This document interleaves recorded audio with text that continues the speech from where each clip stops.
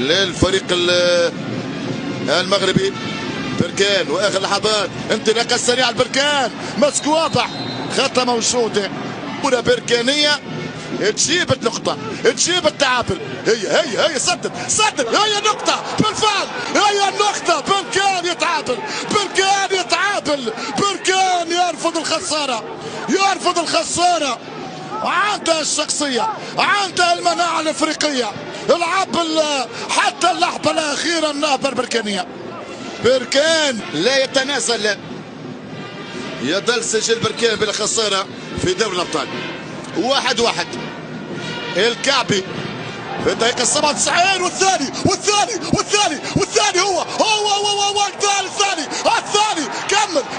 كمل جول